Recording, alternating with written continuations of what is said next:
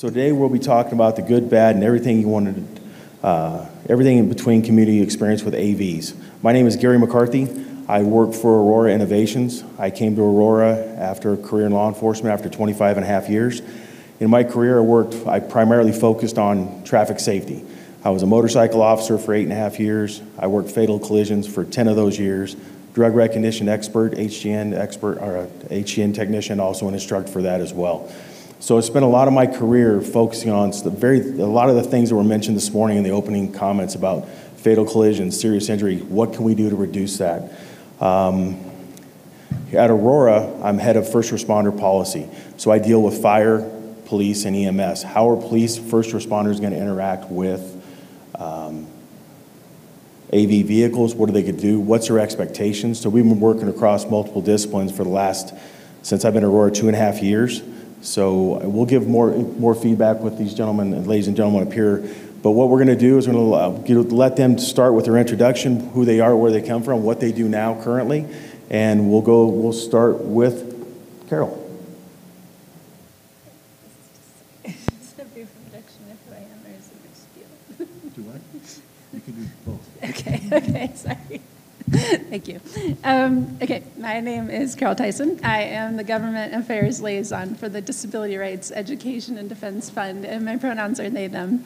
It's an honor to be here with you today. I'm also a crash survivor, so it's really an honor, and it's a little surreal. I owe my life to my helmet, the first responders, and to the disability community. There are many different perspectives on AVs in the disability community. I am sharing mine and DREDF's alone. DREDF is a legal and policy center led by people with disabilities and parents of children with disabilities. We seek a just world where all people with and without disabilities live full and independent lives free of discrimination. And we believe access to mobility for everybody is a civil right. I'm going to do 5 minutes of background and 5 minutes of where we are today with AVs and disability. I'm going to start by providing some context, including a brief overview of disability and history of accessible transportation in the U.S. Nearly 1 in 4 people in the U.S. has a disability. We're up to 61 million at least. Access to mobility for disabled travelers can be vastly different depending on our income, race, gender, religion, immigration and LGBTQ status, and whether we live in a rural, suburban, urban, or tribal area. People with disabilities are twice as likely to live in poverty, lack access to equitable health care, and are less likely to be employed. And lack of transportation is reported as the biggest barrier to employment. Public transportation is required to be accessible for people with disabilities, including ramps on buses and curb cuts and accessible pedestrian signals that many of us take for granted. Every piece of accessibility has been fought for, never granted at the outset in the United States. In the 1970s through the 80s, disabled activists waged a campaign for lifts on buses and access to transit. Some of the leaders lived here in Denver. In July 1978, just around the corner from the Denver Public Library, members of the Atlantis community known as the Gang of 19 threw themselves in front of buses that were inaccessible to demand access. They did that for 2 days, chanting, "We will ride," until representatives of the Regional Transportation District were willing to talk about the absence of wheelchair accessible buses. It was that initial protest that brought public light and raised awareness to many other kinds of discrimination faced by the disability community. That was the start of our movement. I'm here talking to you today with the hope that we can integrate accessibility and safety into AVs together now, rather than having to go and lay in front of an AV later. During the campaign for accessible transit, advocates were told by the government, agencies, and the industry that accessible AVs would be too expensive or impossible, and that paratransit and segregated service would be cheaper than integration. We learned that accessibility is possible if it's a priority, is cheaper at the outset, that input from disabled riders is vital at all stages, and that non-disabled travelers will benefit from any accessible features. Everybody loves curb cuts, bigger bathroom stalls, elevators, and closed captions on the TV at the bar. In 1990, the Americans with Disabilities Act was passed. The ADA is a civil rights law that prohibits discriminations against individuals with disabilities, including in transportation. It's nearly 35 years later, and barriers to accessible transportation remain. Public buses are accessible, yet many bus stops, sidewalks, and transit stations are not. Purchasing a wheelchair-accessible passenger vehicle is expensive and requires retrofits that can double the cost of that vehicle. And access has been an afterthought for new modes and services, including transportation network companies like Uber and Lyft, bike shares and scooters, and now in autonomous vehicles. Many advocates for AVs, including operators, assert that AVs can provide vast benefits to people with disabilities. Those who could benefit include people with limited access to accessible vehicles or services, or who are currently unable to drive or obtain a license, people who are blind and low vision, deaf and hard of hearing, intellectual and developmental disability communities, people with physical disabilities, including wheelchair users, and people with neurological conditions, including seizure disorders. Any mobility option, including AVs, has the potential to transform lives if it is safe and fully accessible. Any fully accessible AV must be wheelchair accessible, provide automatic securement, meet crashworthiness standards for all passengers, be able to communicate with people with sensory disabilities, including those who are blind, deaf, have intellectual disabilities, or cannot speak.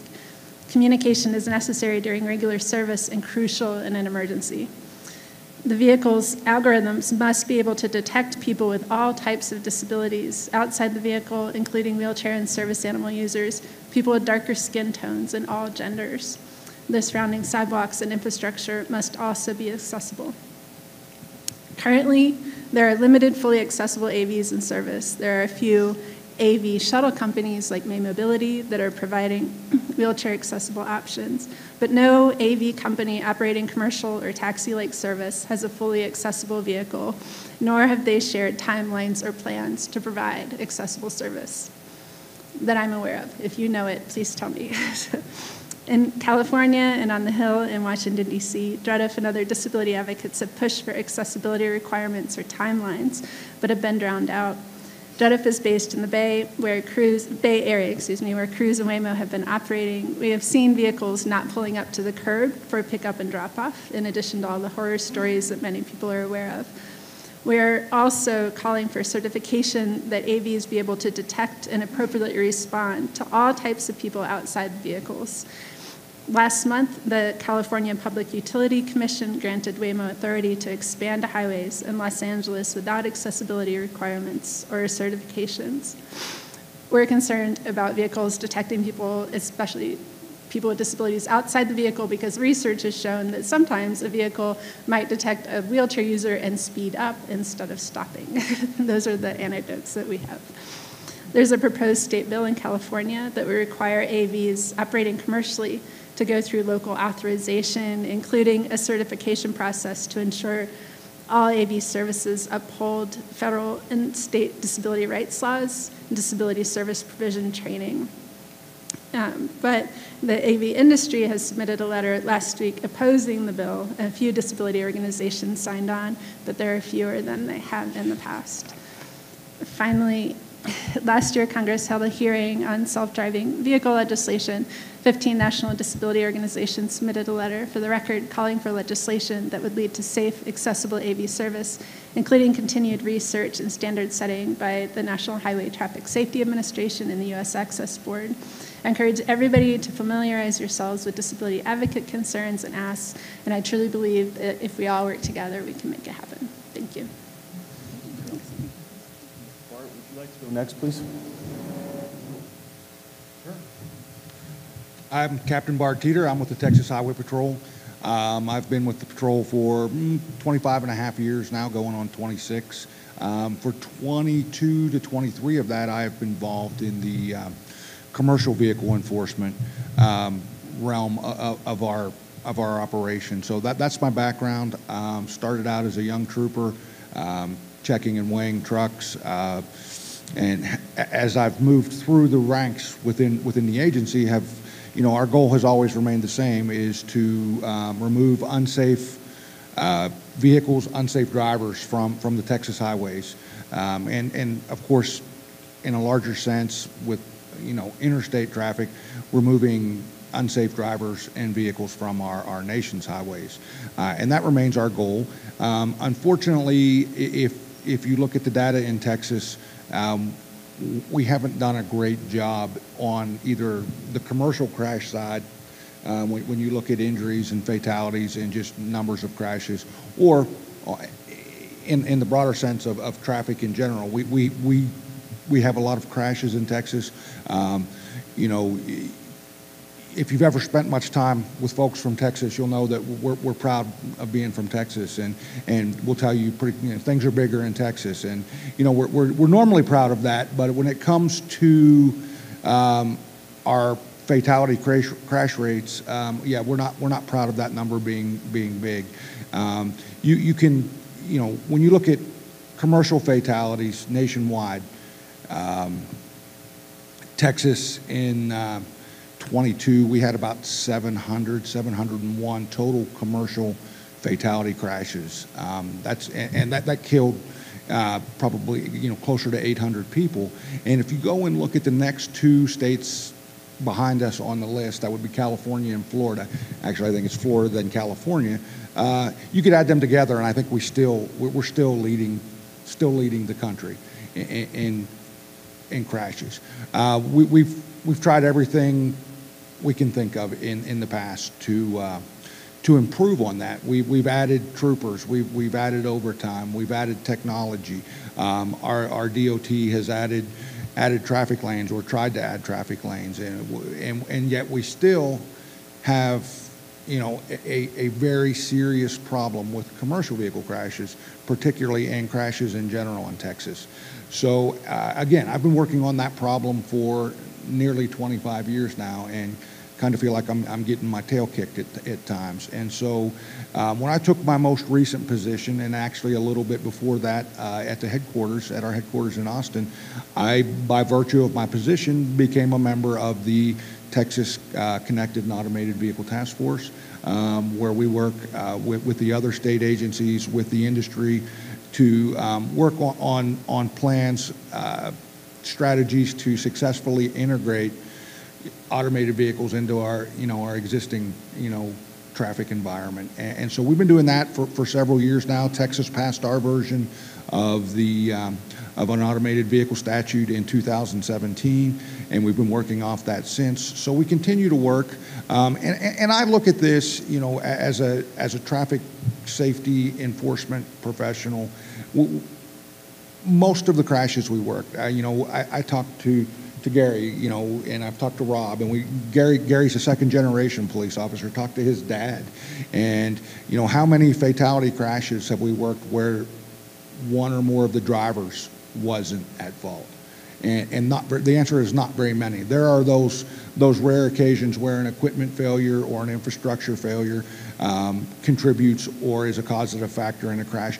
But typically, the causative factors in our fatality crashes and in crashes in general are human error, are human factors. And so I've been very excited from the outset that there exists the potential through AV to eliminate some of those, those human factors. If we can, even on a limited basis, remove some impaired drivers, some fatigued drivers, some angry drivers, some unqualified drivers, then we have a chance to make progress. I don't think anybody sitting here today at this table will tell you that at this point AV is a silver bullet or a panacea to cure Texas's problems or anybody else's problems. But I think it's our responsibility as the folks that are charged with making our highways safer to review, to research, to engage with this industry and see if it can be a part of the solution. I believe it can, and I've have developed a very good working relationship with members of this industry within this space. Again, I started kind of as the commercial AV guy with the Texas Highway Patrol, but as it turned out, we had no other AV person within our agency, so now I also get to talk to Rob at Waymo and his team and the rest of the Waymo team. I get to work with crews. They're in Texas. I get to work with kind of across the AV space. So, as I get into the twilight years of my career, I didn't really expect to be the standard bearer within my agency for a massive technological shift, but here we are. and I'm excited about it. I'm excited about the potential. But as I tell folks in Texas, when I have these conversations, our job, as your Texas Highway Patrol, is to make sure that this is done safely and properly, and not rushed to market for the sake of things other than safety. So that's me, and that's why I'm here. Bart, thank you. Amy, would you like to go next? Sure. Hi, everyone. I'm Amy Ford. I'm the Executive Director of the Denver Department of Transportation and Infrastructure. It's really nice to be here with you all today. When we talk about automated vehicles, I want to take us on a little journey, and, it parallels actually my journey in this. In 2016, we did a beer run in Colorado. That beer run was with Budweiser, and it was with, at the time, Otto, which then was purchased by Uber, and I'll share a funny story about that a little later.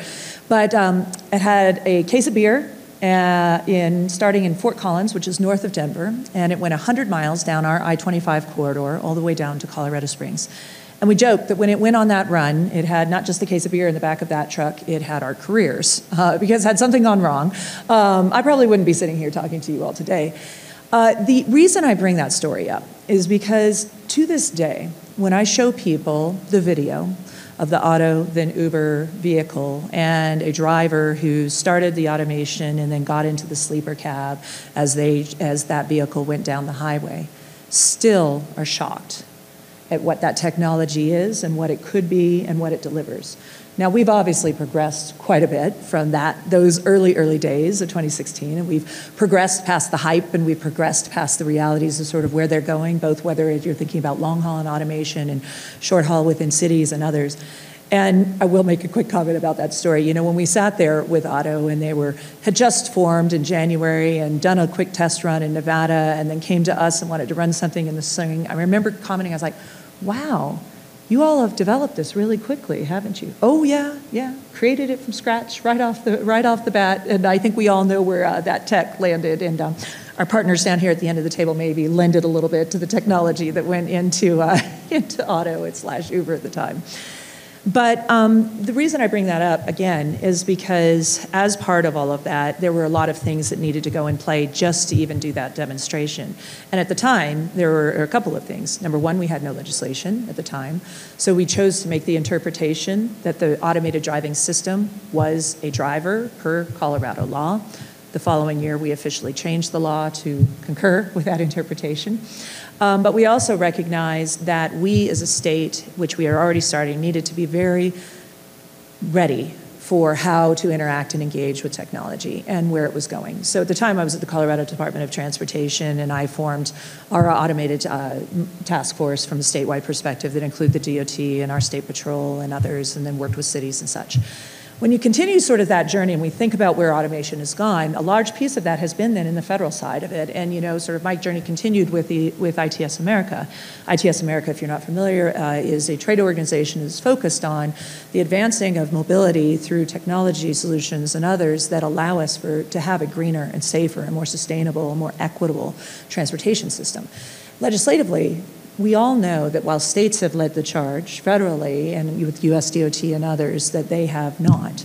And so they have issued a lot of guidance and a lot of engagement and a lot of perspective on where we are with automated vehicles. But we also recognize that the true regulation through NHTSA, through others, has been lagging through a combination of reasons and how we collaborate and how we work and how we continue to advance the industry. How do we continue to procure safety and where we want to be with that? And how do we also create a regulatory environment that doesn't stifle the capacity to keep it moving forward? So as I worked on legislation in regards to that and how we continue to advance, I think there were a number of different takeaways from this, is how do we create balance and opportunity in this world, which is critically important, I think, and I'll get to my sort of last part of this journey. And how do we continue to work together? And we do a lot of it here in these sessions, and we talk. And I could probably bet that you all have sat in more than a few sessions with automation. And I would love to challenge us, because it's going to be tricky, is how do we say something here different today that wasn't said 2 years ago, that wasn't said 4 years ago, that wasn't said in 2016 when I was sitting and running an auto truck, a beer truck down I-25? Because the story has been the same. The questions of accessibility, questions of safety, questions of integration between state and local municipalities and how we interact, how we look at public perception of their willingness and interest to participate and to ride in vehicles and where they are in their comfort levels. All of these pieces have been playing together in this churn, and over the years you're seeing them get more and more and more refined, yet the main themes are all still there. So I think it'll be interesting as we sit and talk today. So the last part of the journey is now as I sit with the municipality. And the interesting part for Denver as we sit and we talk today is following those heyday moments of our beer run. We also have Easy Mile, which is housed here, headquartered here in North America, their North American headquarters, which is automated transit. So Denver was participating in automated transit studies and automated transit pilots, which we are seeing perpetuate really all across the United States and internationally. That is sort of a go-to right now. When a lot of people see automation, there's sort of three ways they're seeing it. They're either seeing it in really slow, automated transit shuttle solutions, typically on private roads or otherwise.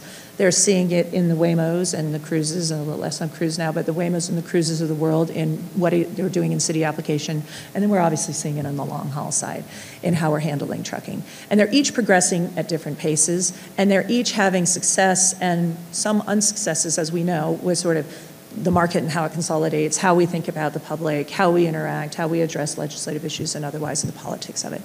So the last piece on the Denver side as we go through this, I think that when we think about ourselves as a municipality, I think there are a couple of things that we always want to pay attention to. Back to your point about safety. We are losing that battle. We know that we're losing that battle. We've recently set, as of a couple weeks ago, I'm 14 weeks into this role and job.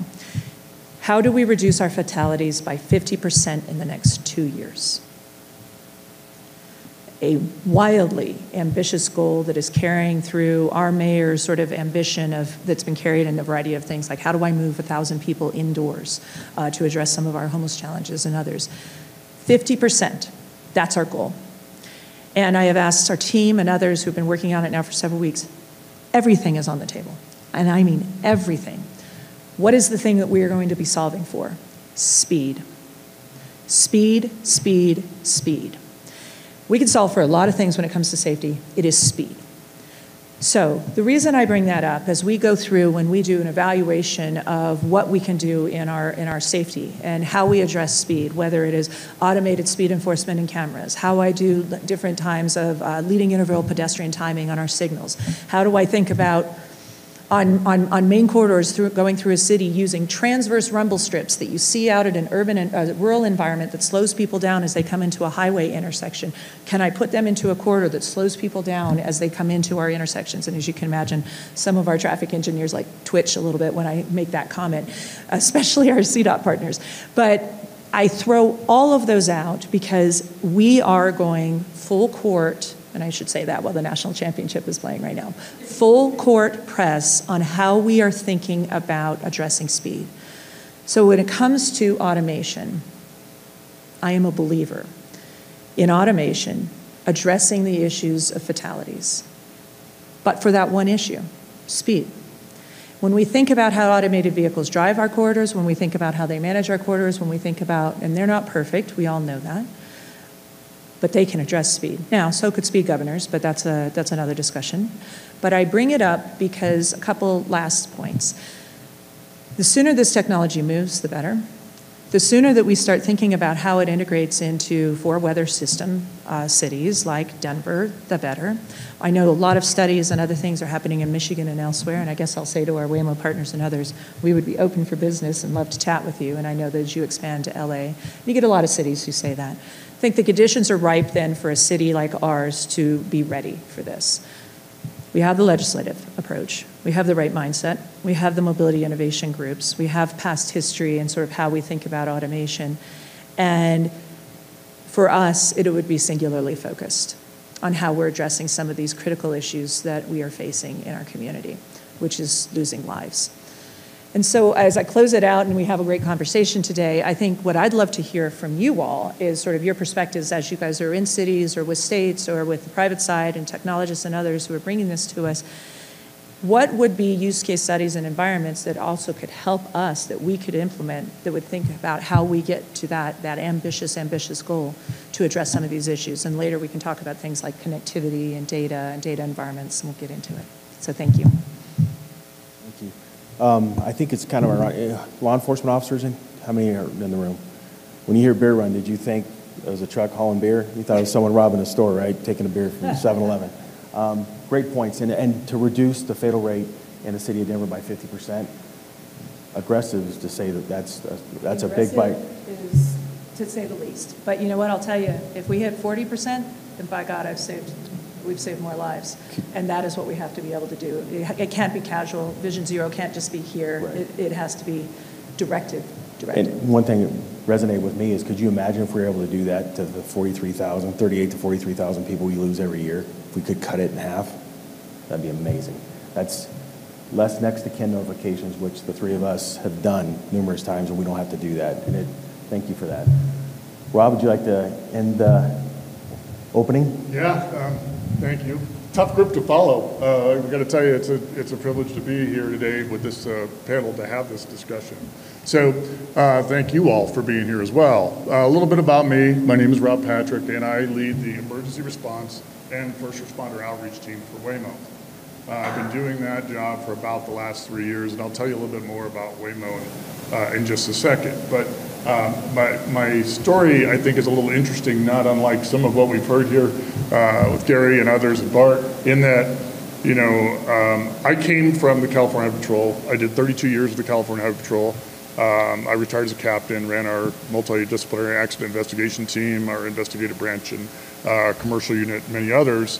And when I started on the California Highway Patrol, and I'm going to give myself up here, in 1986, I would have never thought you'd find me on a panel discussing vehicles that drive themselves. So, but I completed my 30-year career, and I was happy playing a lot of really bad golf pretty much daily. Happily retired, and I got a call one day, and I knew a little bit about autonomous vehicles from my accident investigation time from the teams that, and my team was aware of AV technology and how it worked to a degree, very tacitly. And I got a call from somebody who said, hey, we're going to put together a team. Our company's called Waymo, and we think working with first responders is absolutely pivotal to us integrating this autonomous vehicle technology into our transportation system. And we want somebody to put a team together to do something like that. And I said, what's a Waymo? And so I went back and did the homework, and I loved the fact, that the overtones we've already heard from this group, that autonomous vehicles have the promise of reducing the fatal deaths on our highways. Love the promise of reduction of fatalities, of access, of mobility, of safety. And one of the things I was especially taken aback by with Waymo was that they chose to commit specific resources to ensure that first responders could understand the technology and work around it safely and feel confident with it. So I came to work for Waymo about 3 years ago. Loved every minute of it since then. Now I have a team of 7, all of whom are retired law enforcement and fire executives. They've had a prior successful career in law enforcement at the executive level and fire at the executive level, and now they're bringing all that experience to Waymo to help us integrate the technology into the transportation system safely. So we at Waymo believe working with first responders is absolutely pivotal to making autonomous vehicle technology in our highway system safe and effective. What is a Waymo? I had to ask that question once. Now I know. So what is Waymo? Waymo does not build cars. Waymo builds technology that can be placed on an OEM platform that would allow that vehicle to operate in fully autonomous mode. And I know a lot of the folks in this room understand this, and we may get to this topic as we have our conversation today, but fully autonomous mode is an important thing. When we talk about SAE levels and what is advanced driver assist systems and what is fully autonomous, it's important that that distinction be made, because certain nomenclature that may be in the market today creates confusion on that. So when we talk about Waymo, we're talking about fully level 4 fully autonomous vehicles, designed from the moment of the tech's inception, never to need a human behind the wheel. So we are a ride-hailing company, so think of Uber, right? You can download the Waymo One app. Anybody in here ever ridden in a Waymo? Awesome, that's good to see. More and more hands are going up when I do these different conferences, which is fantastic. So ride-hailing company, you download the Waymo One app, you call for the car, a nice Jaguar I-Pace all-electric vehicle comes and picks you up, you get in the car, it takes you to where you're going, drops you off, just like an Uber, except for one thing, there's nobody in the driver's seat. So technology is absolutely fantastic. We started as a Google self-driving car in 2009, and one of the things I want to point out is, you know, a lot of times when we talk about autonomous vehicles and autonomous vehicle technology, we talk about it, some of the folks as old as I am talk about the Jetsons, and there may be people in this room who know what the Jetsons were, but like it's this thing in the future, right? Like it's maybe going to happen, maybe there's promise, maybe. We've been providing fully autonomous rides in Phoenix, the greater Phoenix area. Started out in the East Valley of Phoenix, now we're all across metropolitan Phoenix since 2018. So fully commercial service since 2018. We've been in San Francisco for the last 2 years, as you've heard. We're expanding to Los Angeles. We're expanding to Austin in Bart's great state. And I'm sure there will be others in the future. We've done more than 10 million miles of fully autonomous driving on public roads. So, and in the interest of time, I won't go on and on about the company, but leave it to say, I am super excited about my role with the company. I'm super excited about this promise that autonomous vehicles bring to our transportation system, and it's absolutely fantastic to be here today. Well, you talked about the level set of making sure everyone understands the levels of ADS vehicles. Would you go ahead and explain that for them, Rob? There's C levels? Yes, please. Sure. Oh, absolutely. So Society of Automotive Engineers created this scale as it relates to automation in vehicles that helps the vehicle to navigate or to be a little more safe. So level 1 through 3, well, there's really a level 0 if you talk about it. Level 0 would be like a 74 Chevy pickup with an AM radio. So there's no technology that helps anything. Levels 1 through 3 are what we call advanced driver assist systems. They are probably something you're familiar with. You probably have them on your personal car, right? Advanced lane keep, advanced cruise control, all those things that help out when you have a drowsy driver or otherwise distracted driver that might assist that vehicle in preventing a collision. And advanced driver assist systems are very safe. They promote, they are critical, I think, to a safe transportation system. However, there's a difference between those levels 1 through 3 and level 4 and 5 automation. Level 4 automation, as I said before, is designed from the beginning never to need a human. Levels 1 through 3 always require an attentive human behind the wheel. Level 5 automation, as I said earlier, our vehicles navigate with LiDAR, radar, and super advanced camera system, as well as a super powerful compute system that makes them capable of operating autonomously. Under a level 4 philosophy, you would operate what we call an ODD. So a map, think of it as a map of the city of Denver, say. Operational design domain. So it's a map of the city of Denver. The vehicles map that area. They go out and understand their environment, so they know everything about it, so they know when something doesn't look right, and they only operate in autonomous mode in their ODD. So you couldn't hail a ride and ask our Waymo to go out of an ODD, because it won't go there in fully autonomous mode. Level 5, the theory, the idea behind level 5 autonomy is that those vehicles would not require an ODD. So they could operate in an environment they'd never seen before and still operate in fully autonomous mode. Important to note that there are exactly 0 level 5 autonomous vehicles on the road today. So. Also with Aurora, we specialize in the move of commercial goods, commercial motor vehicles. We joined up with PACCAR and Volvo, or our OEM partners, and they'll roll off the assembly line about a year and a half. So we focus, our primary mission is in the state of Texas. We run from Dallas to El Paso and then Houston to Dallas. So that's where our ODD is. So that's where the commercial freight's moving right now, and that's what we're building up. Our commercial launch lane will be Dallas to Houston. Any questions so far? You may have anything they want to bring forward before I get into some panel questions with the panelists. Nothing? Could I ask the group, I'm just curious. Sure. Who here is with the public sector? I'm just curious. Okay, and is it in law enforcement or with DOTs, cities? Law enforcement, DOTs, cities? Okay, and private sector? I'm just curious. Just a couple of you. All right, and safety technology companies for the most part? Or any other automation, data? That's helpful. It's helpful for me just to know sort of who we're talking to as we go through this. So Perfect. Thanks. Thank you. You're fine, guys. All right, we'll get into some questions here.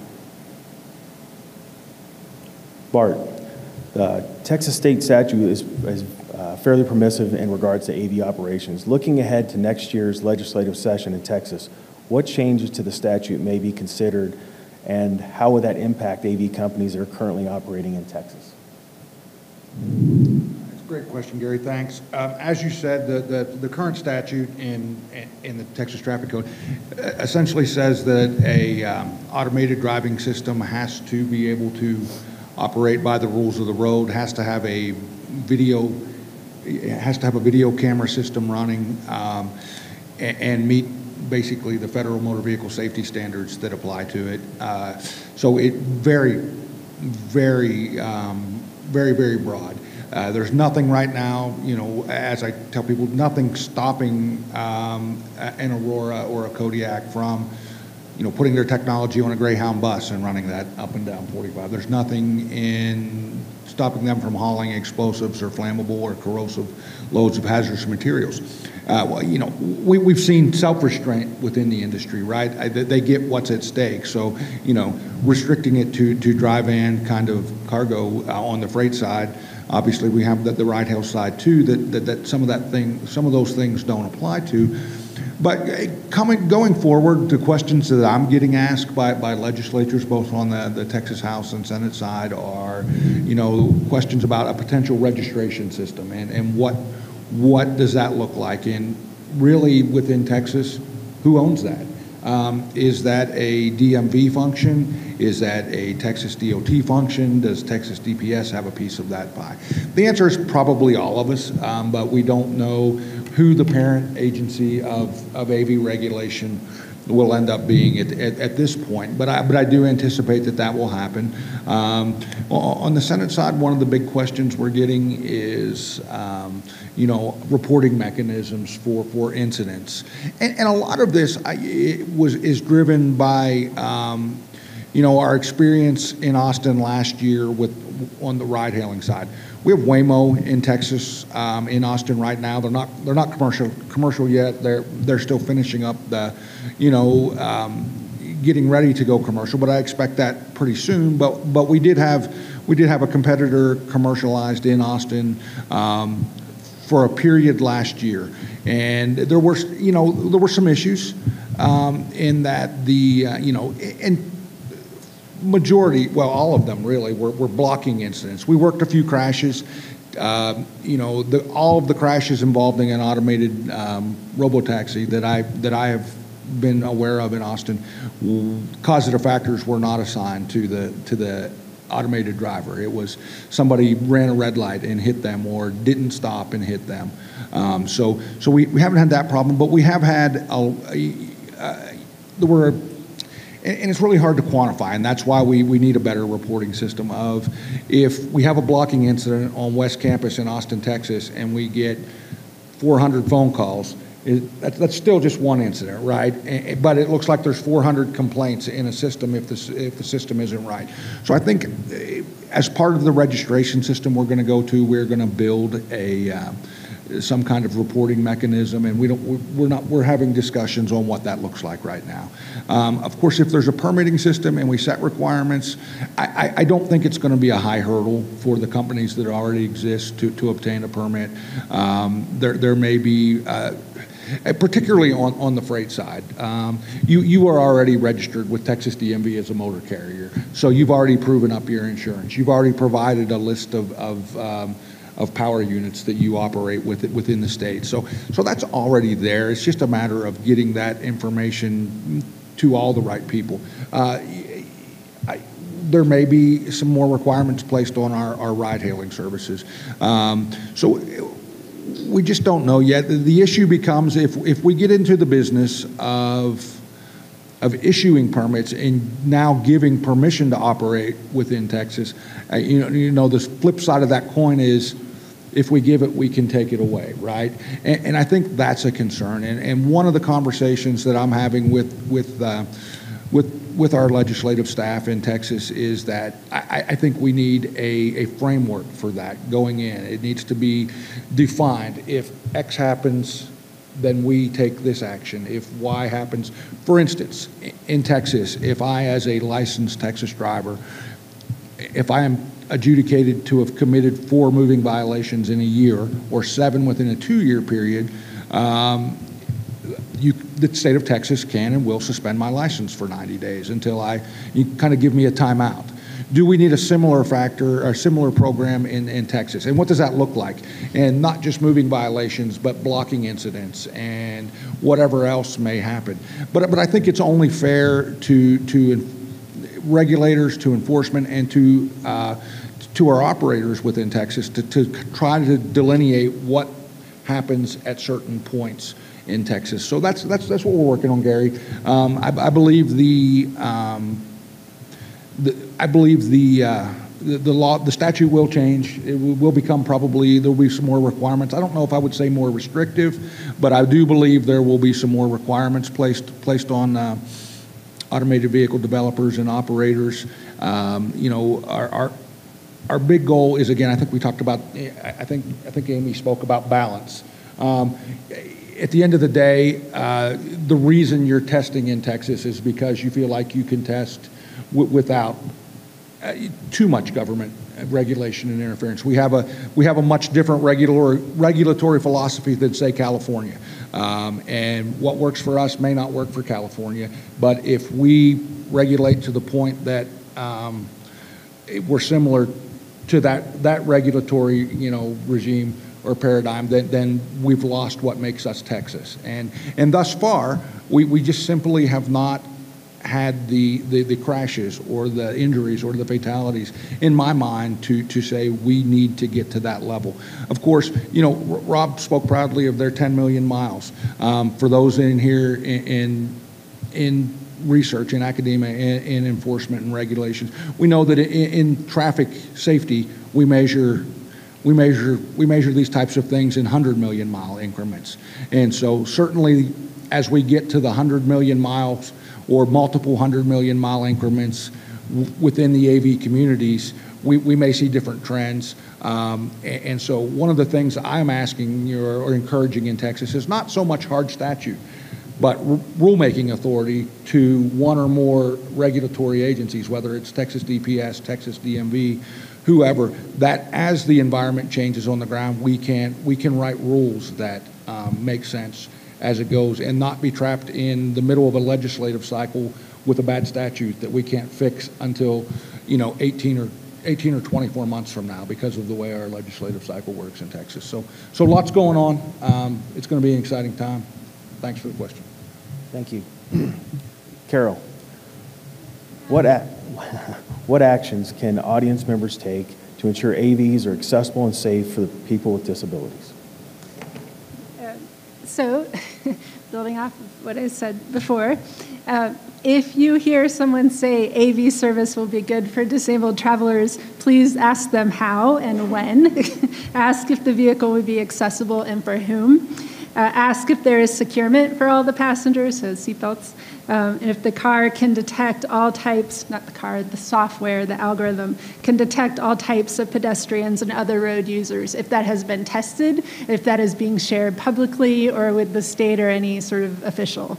That's the first thing. I beg you, please. So if you are a policymaker or you work with the government agency, adopt equity principles and performance measures and call for timelines from these companies. That's your job. I need you to do it, please. I'm begging you.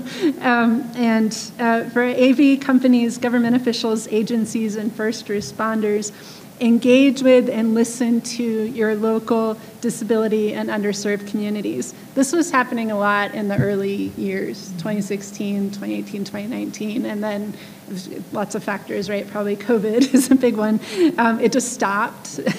And so especially if there's AVs operating in a city or a state, I need to be able to ask you, what is your disability community saying? And if you can't come back to me with what is happening, then that's not okay.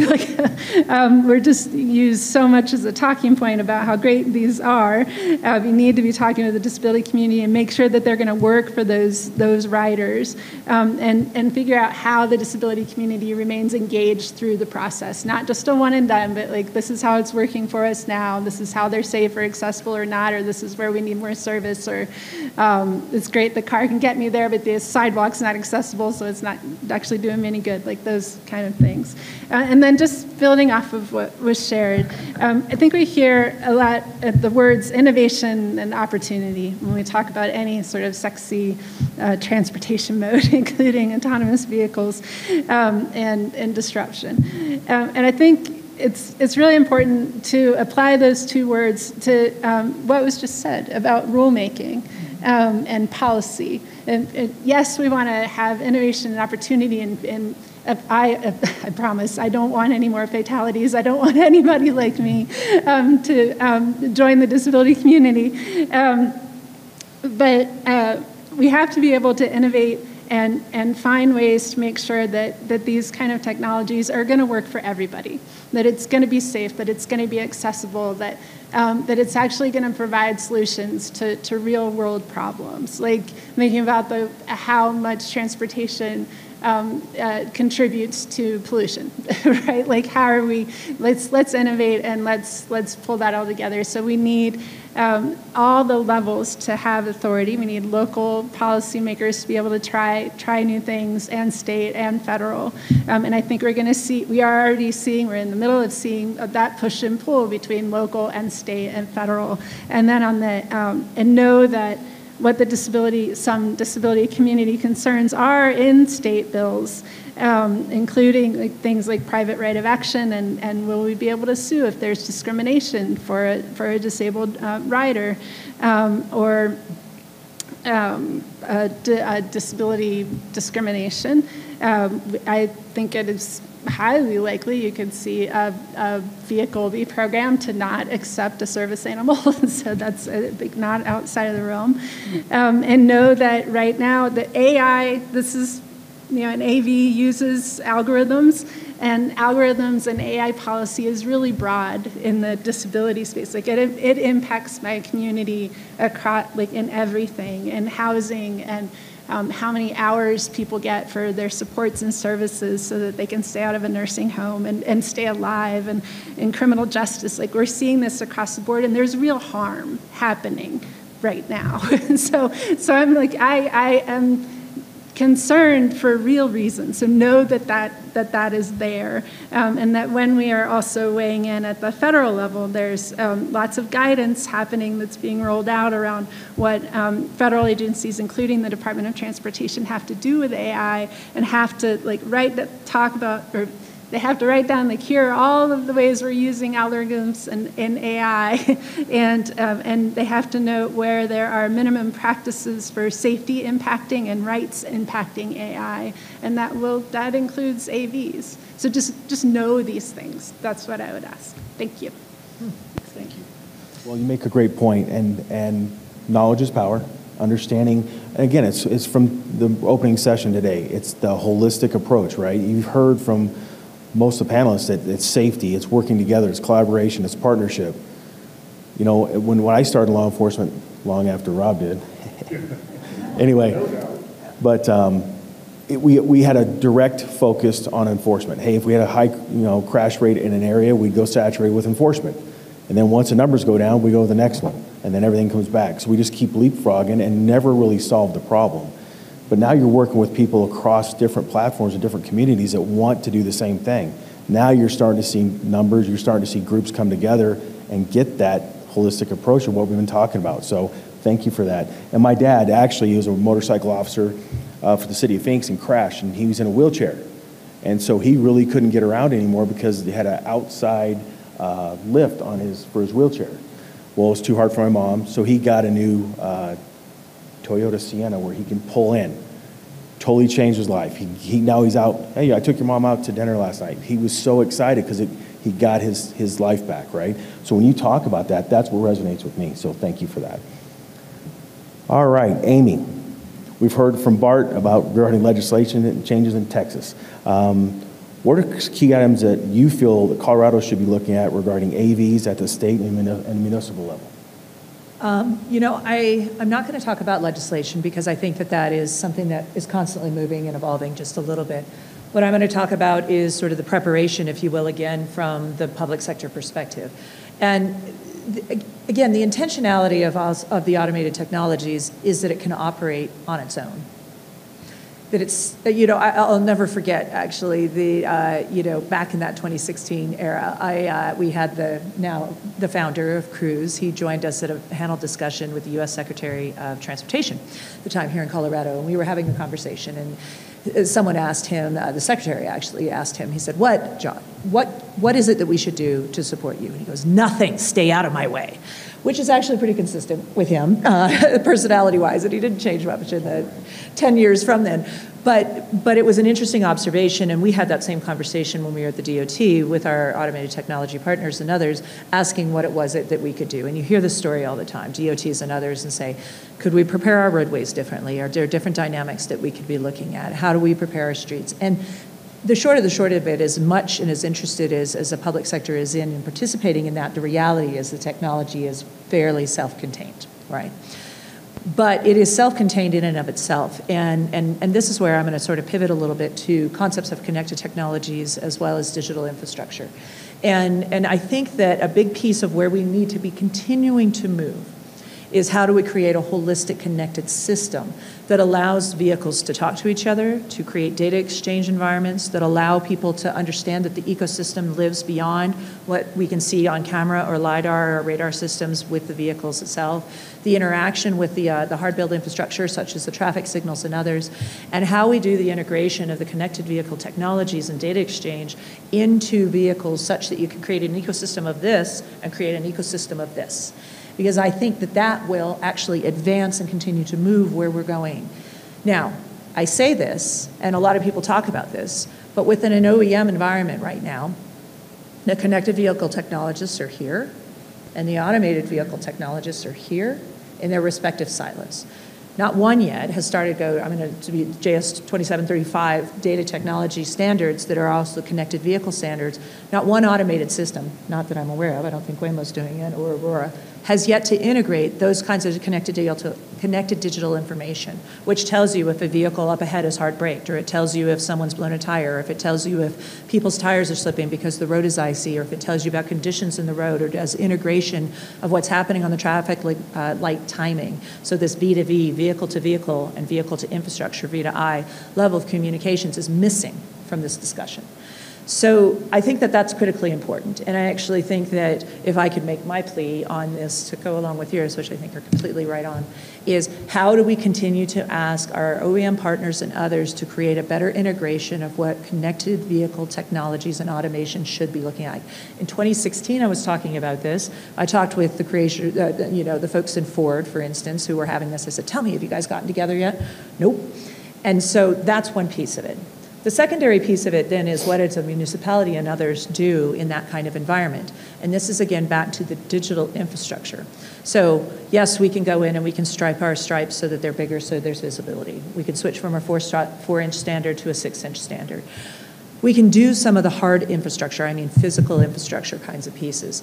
I think many of us think, and there's a lot of debate and a lot of commentary about what happened in Los Angeles and the concepts of the Open Mobility Foundation, and if many of you are familiar, something called the Mobility Data Specification, which is an integrated data environment that was originally developed with automated vehicles in mind. What was it developed for? It was basically developed to start imparting digital rulemaking and digital rules of the road from the city and for others so that it could communicate with automated vehicles in a standards base.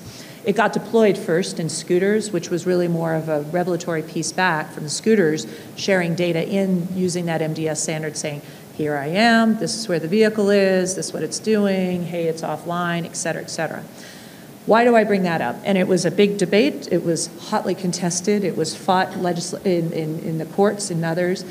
But the reason that there's possibility, not just with the MDS side, but is how do we go now from a world that has been a physical infrastructure that imparts rules of the road vis-a-vis physical infrastructure, which you're training your systems to be able to see that physical infrastructure, my speed limit signs and my traffic lights and others. We know the digital layer is coming. We know digital infrastructure is here, the digital twin environment of how we build our cities out, and the ability to convey what's happening in a digital environment to a digital recipient is coming. And so that's what we as a city need to prepare for. Is Denver ready for that world? No. No, we're not. But how we start moving in that direction and how we point ourselves in, and you'll see a lot of cities and others who are further ahead certainly than we are, but how we do that in integrated space with the automated vehicles vis-a-vis connected data exchange. So you can see how I'm layering this. So connected data exchange with automated vehicles powered by a digital infrastructure. That's where we need to be going. I think that will actually also advance sort of how these rules of the road, because they're not impartial and solo actors anymore. They're part of the integrated network of the entire cityscape. So I think that's where we probably should be sitting and looking. Thank you. Rob, Waymo has recently announced expansions in the Bay Area, Los Angeles, and Austin. What do you see as the biggest challenges and opportunities as it relates to first responders having all the information they need with entering a new operating area? Thanks, Gary. Great question. Biggest challenges is resources with our first responder community. As we probably all know, in every element of the first responder community, they don't have enough people, they don't have enough time, right? And when we integrate a new concept into the transportation system, they need to be the first to understand how this works and how to act around it. So sometimes it's a little difficult for us to get to them and get the training until something might occur that didn't go exactly the way it should have. Then now all of a sudden, and our philosophy is very much to be well ahead of that. Long before a Waymo car hits a city, I want my team down there educating first responders. And not just educating first responders, because that's almost a misnomer. We don't just go in and say, hi, we're Waymo, this is how our cars work, this is what you need to do different. Thank you for your time. We go sit down and it's a bi-directional conversation with them. Hey, what's unique about your city? What unique processes do you use? Here's how our cars work. What do you think about that? We've made a lot of really good changes to certain aspects of the way our vehicles are set up and the way they operate based on input from first responders. But it's very difficult, of course, to get them to take the time. Not that they don't want to, but they just don't have that time. So what we did at Waymo is we go where they're working when they're working. So my team goes to, the 3 a.m. briefing and the 6 a.m. briefing and the 2 o'clock in the afternoon briefing and any other briefing, wherever they're going to be. We go in and say, hey, instead of me telling you to take an hour out of your time or half a day and come and listen to us, we'll come to where you're working and give us 10, 15 minutes, and we'll give you some basics. And then if you have more questions, we'll keep coming back and keep coming back. And we found that to be super successful. The more they know, the more confident their actions around our vehicles are. And, those of us who worked in the law enforcement world, we know when we're at a collision scene and we're working certain things, we can anticipate how certain things are going to go, because we know that humans are to say the least, unpredictable. But trends tell us, okay, this is kind of how this is going to operate, right? But now we have this new thing, this car, and it doesn't have a person behind the wheel, and I can't yell at it, because it's not going to change what it does because I yelled at it. I can't do a lot of things that maybe you would do to get a human driver's attention when you're working a scene, right? So now what do I do? And I think another big rock there is demystifying it for them, right? This technology is fairly new. I mean, it's out there, but it's fairly new. And I think an uneducated first responder community has a lot of assumptions about how much it's going to be so much more difficult and so complex to deal with. And one of the biggest things we see when we go out and do these trainings is once so our trainings basically consist of about, depending on how much time they have, between 15 minutes and 45 minutes of instruction. We always bring a car with us and we have them go out and put their hands on it, so they can be tactile and see how things work.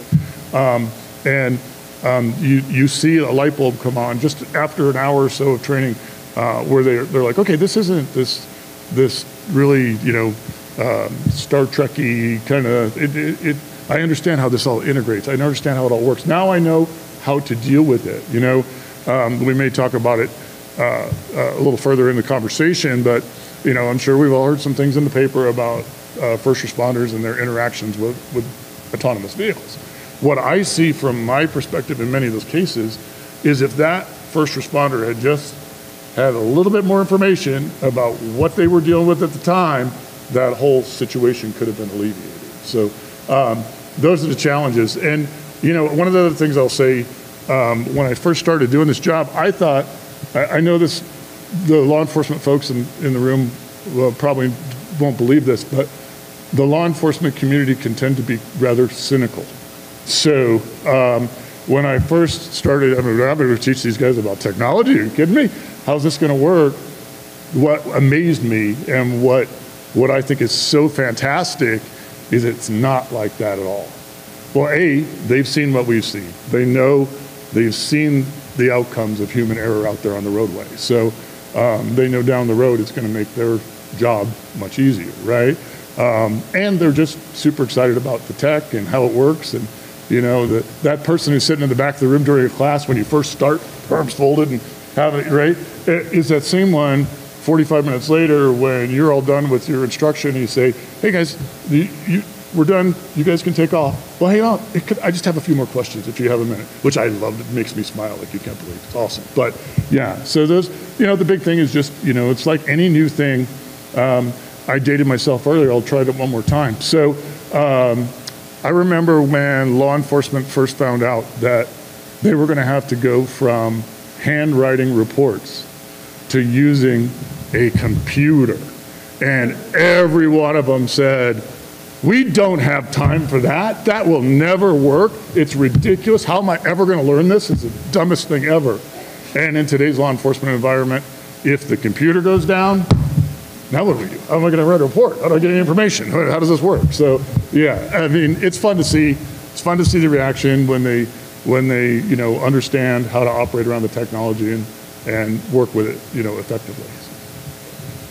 Funny you should talk about the law enforcement officers and the equipment we have, but if you look at just cell phones, the first cell phones came in a case, you carried it in your car, and I don't remember ever dropping a call. I mean, I got the best connection, probably because not many people were on it, but it kept evolving and getting smaller and smaller and smaller. Now we're doing our banking and everything else from our phones. And it's evolution of things and change in time. And I think as we get more vehicles out there, I'll have a question for the group. How many autonomous commercial motor vehicles through the ADS groups, the tech companies, how many trucks do you guys think are out on the road right now? Any numbers? 200. Anybody else? Less than 100. Less than 100. So everybody's like, oh, this is going to happen tomorrow. No, this is a crawl, walk, run. We're going to build this safely, strategically through these systems. There's a lot of things, if you heard the panel, that we have to do as an industry to make sure we're safe doing what we need to do. Not from the law enforcement, first responder side, regulatory side, public perception, adoption. There's a lot of things still have to go through that, but everybody, as you can see across this panel, that everybody's united with one key thing: safety. Safety's paramount, right? Any questions? Yes, sir. Wait, let me get some hand mics. Can you help me, please? Thank you. Because that way we can all hear you. You don't have to yell.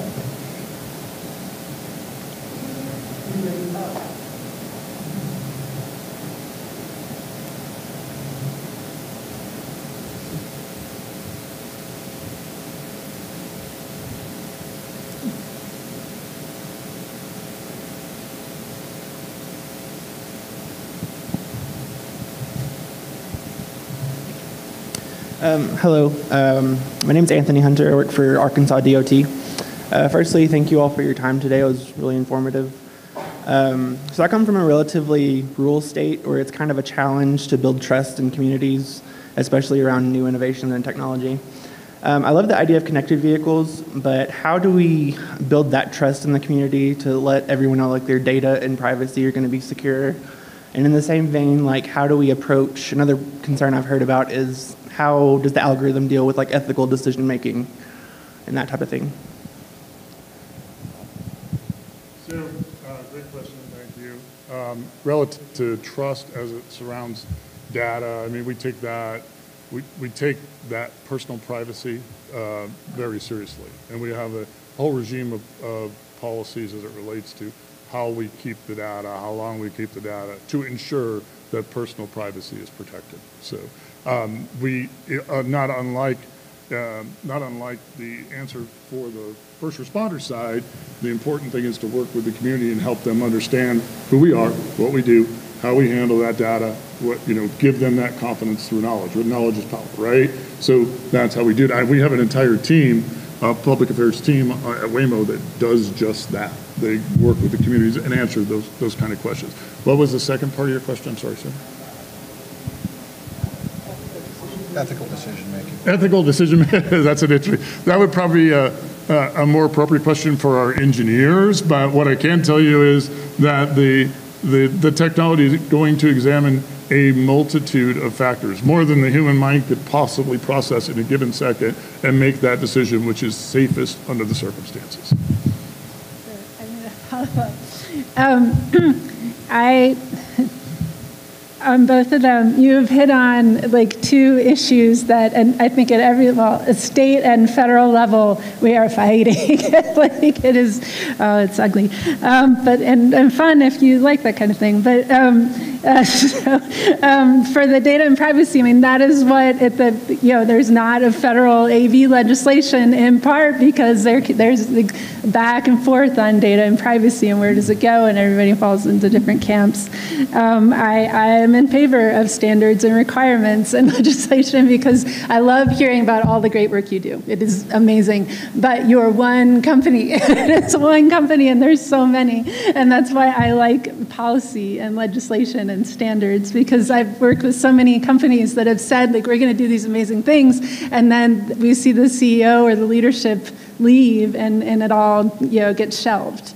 So that's why I like it. On the ethical decision making, I think people would just say, some companies will say, well, it's a black box we can't share. We can't tell you what's going to happen, and it's all about profit, and we're not going to share those things. And I think that's a part of exactly what's happening right now at the federal level on the sort of the White House AI Bill of Rights and the OMB guidance that was released last week or 2 weeks ago that's requiring agencies to look at all of these things, and a piece of it is being transparent and having lists of like what it could possibly do, and that being accountable. So we're right in the middle of that, and it's really important if you think that's key and important to raise your voice and make sure that people are hearing that's important. So. But industry-wide, especially on connected vehicles, they did develop standards, and we have developed standards, and we've developed those standards around things like privacy and others. And so I'll use the example. If you're familiar with the connected vehicle technologies, the idea is that you're data sharing 10 times a second, the data that's happening between vehicles and with infrastructure. And that standard, like I rattled off before, requires that the privacy numbers and the digital ID, if you will, of that information changes every few seconds as well on top of that.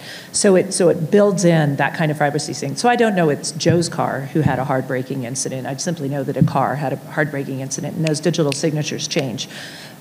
So that kind of stuff has been moving industry-wide and in a connected vehicle environment for like 25 years, right, 30 years.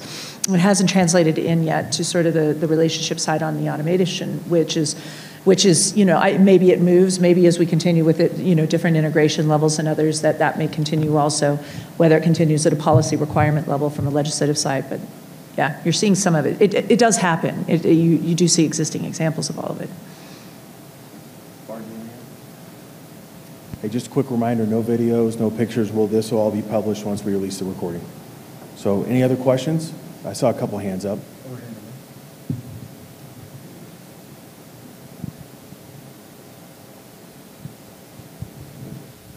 I have the pleasure of leading the Washington, D.C. Highway Safety Office. And in this rare moment, we're glad that we're not a state, probably only in this instance. But in this reality, we are both the state and the local jurisdiction. And so we have rulemaking authority, implementation authority, and community outreach authority. So we've been preparing for AVs. We're excited. And when I met with our community, there's people who are pretty nervous about the opportunities that come with AV. And I had one of our community members say, I feel like we're changing our ecosystem to fit AVs instead of the other way around. So what advice would the panel have for jurisdictions who are, preparing or already have this technology in their streets to provide confidence to the residents that we are changing to fit the technology, but we're not changing to fit the technology as well, and finding that balance? Anyone? I think in Texas, I don't think I've seen that we're changing our environment. There have been very little asks, but from the developers. Obviously, as Amy mentioned earlier, they would like bright, clean traffic lines. That makes the visual part of the system work better, and 6 inches is better than 4 inches and all that. But they really have not asked, there haven't really been that many asks. And so my advice for whether you're a Metropolitan Transportation Association, whether you're a first responder, whether you're a regular, is as the technology comes to your city, to your state, to your area of the world, is have an open mind about it, and be willing to engage, and base your opinions on, on what you see and on the data, and not on maybe what you've heard in the mainstream media. Media is, it's great, but bad news sells, right? And so we hear a lot about the things that happen, in incidents in San Francisco, or traffic blocking incidents in Austin. What we don't hear about is that, the rest of the time that everything works as it should.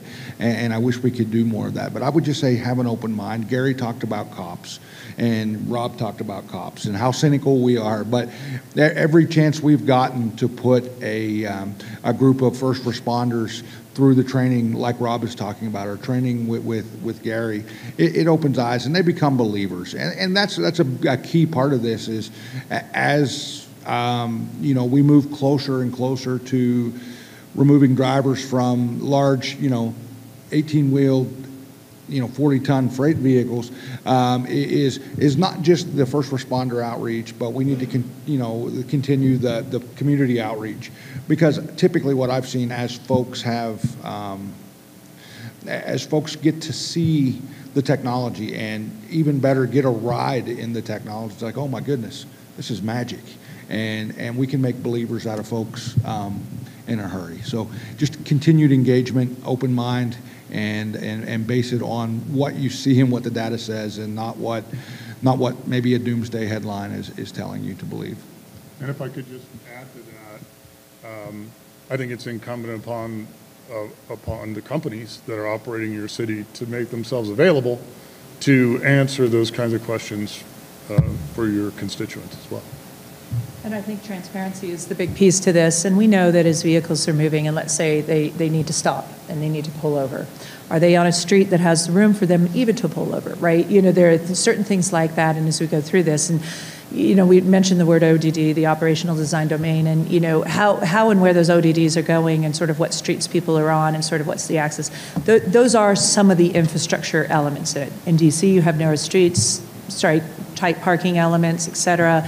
So how do you sort of create some of those levels of engagement, and are there any improvements that you need to make in that ODD that support that?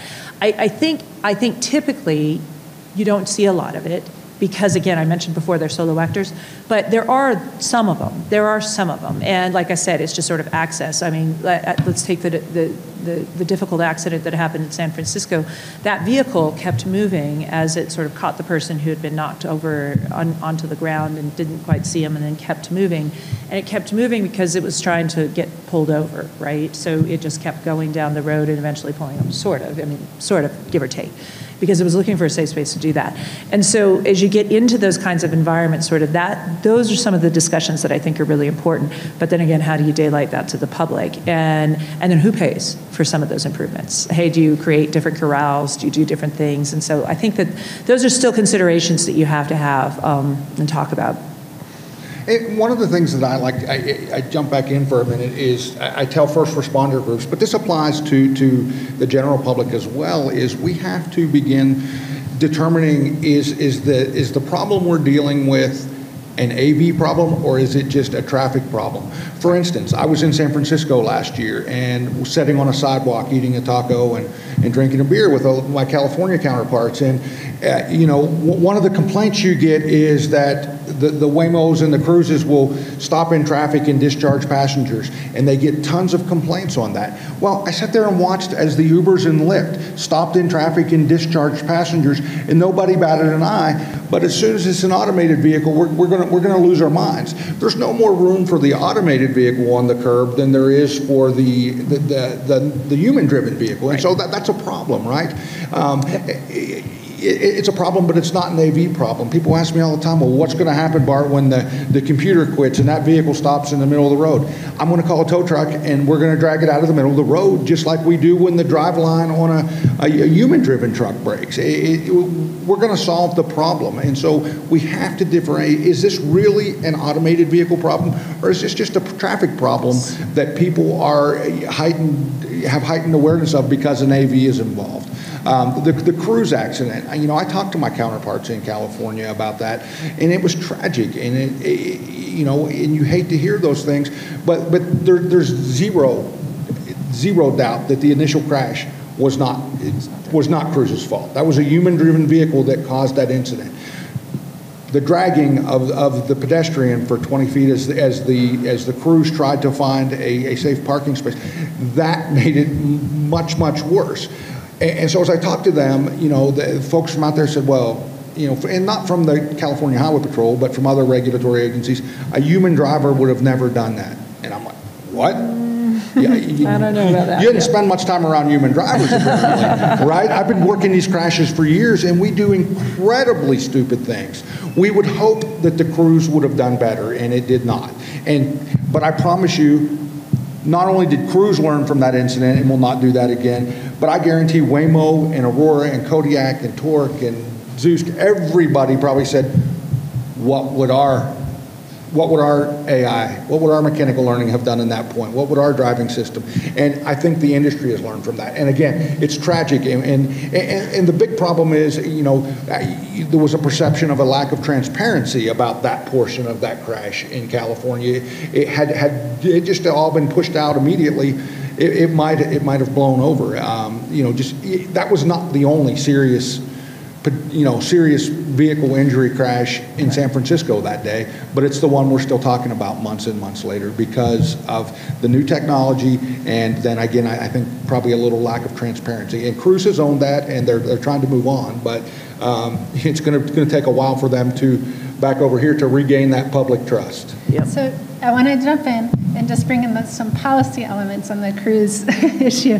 And I'm glad companies are paying attention and it won't happen again.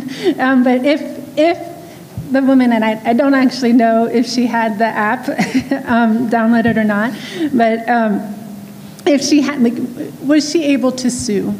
Right? Who is liable when that happened? And if you're a transportation network company like Uber or Lyft, this is a problem we've had in the disability community. Once you download that app, you cannot sue if they discriminate against you. It's forced arbitration. And that's one of the big policy issues that we keep fighting about at the federal level and at the state level, right? So who is liable ultimately? And I need to be able to, somebody needs to be held accountable, right? It's not going to be like a black box. It's a company with humans. So that's the big thing. And I think I agree absolutely. All of these issues that we have, the curb management, for if you actually want these to be accessible for people with disabilities, like I think I said before, like the sidewalk actually has to be accessible. There needs to be curb ramps. All of these things these things exist. These problems exist whether or not we have an AV. So I think what you can tell these AV companies or in your community is, well, we're going to ask these AV operators that want to come and operate in our communities to help us make it better for everybody. And then you're just making the transportation better, no matter what. And we ask that of companies all the time. Like, you're going to come and operate in our communities, then, donate to whatever. Like, be a good corporate, responsible, community partner. Like that's what I would like for us. So. Well, and I'll take one step further with that. The community outreach is demystifying it and being involved. So our employees live and work in that community. They're vested in it. It goes back to what everybody's saying, right? So now they can talk to me. Hey, Gary, can you come talk to us about this? Absolutely. And it's a phone call. Hey, we have a question. That changes it. When you can actually pick up a phone and get a question answered quickly and, oh, I didn't know that, or bring them in and have a conversation, have a meeting. It really takes the walls down. And to me, after doing this for almost 4 years, a little over 4 years now, hat in hand going to law enforcement. Once you retire, you're not going to believe this, but once you retire, you don't stay up on the trends that you're seeing day to day, right? So hat in hand, going to public safety, going to your citizens in the areas you work in. Hey, what are you seeing? What can we do to make it better? And that is where it all comes down to. It's community, right? And that's where we're all trying to make it improve a quality of life. But if we can we want AVs to drive correctly, correct? That's what we teach in driver's school. We've been doing that for decades. Let's do it. Let's be courteous. Take the emotion out of driving. You're not winning a race. Just because you let a person not on an on-ramp, you didn't win. You just made everybody mad, and now you got road rage, right? So the AVs take the emotion out of driving, and if we could get normal human-driven cars to take that emotion out of driving, just get there safely, quickly. Speeding doesn't get you there any faster. You might save maybe a minute, and you put yourself in danger. So it's really, when you put it down to day-to-day operations and what you see drivers do and they're telling you stories, and you can add to that. But the one thing for me that I tell people is perception reaction, for my whole time investigating collisions, was 1.5 seconds. 3/4 second to perceive it, 3/4 second to react. It's actually gone up because of distracted driving. So now we're running 80 miles an hour, basically 120 feet per second, and we're slower. Now our vehicles are able to react just a little bit slower than your airbag going off. So they're making decisions 500 meters down the road, which most drivers can't do. So now you start having those down-to-earth conversations about what they're seeing day in and day out. There's where you start getting that shift that you're looking for. Questions? Any other questions? We're about out of time. I'd like to thank my panelists for a great discussion today. Wealth of knowledge. Thank you. We'll be around for a little bit. If you guys have any questions offline, let us know. We'd love to talk to you. And again, thanks for making time today. Appreciate it.